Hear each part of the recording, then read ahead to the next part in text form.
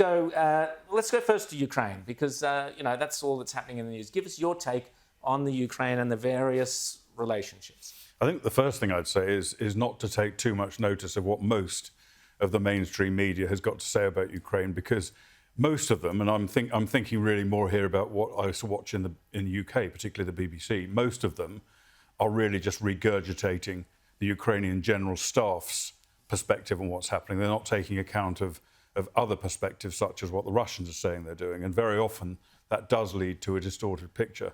But I think in reality, the Russians are doing their best now, as we speak, to take the whole of the Donbas region in eastern Ukraine.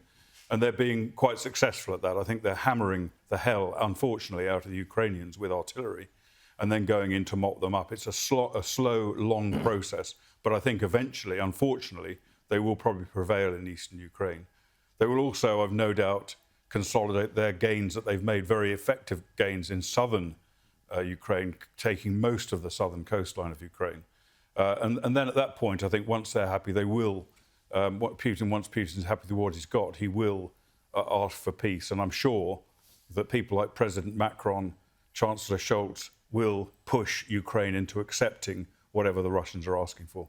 James. But there do seem to be an awful lot of people who want to be using this conflict in Ukraine as, it looks to me, to create a real conflict directly between the U.S. and Moscow. And you see this being pushed in a lot of the media that's, constantly pushing all of these different stories about the Admiral Makarov ship this week and, the Ghost of Kiev last week.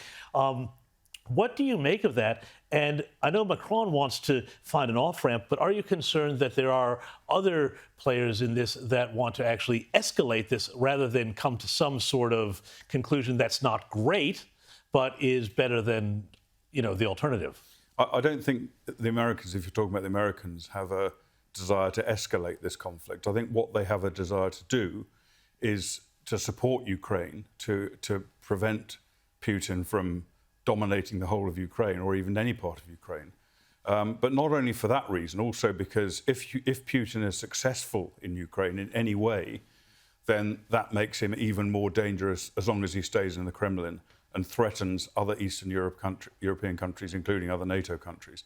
So I think it's quite important that happens. I don't agree with people like President Macron, who says, let's give Putin a face-saving way out of this and give him a chunk of Ukraine. Well, would he give him a chunk of France if it was no, it's happened in the past. Well, exactly.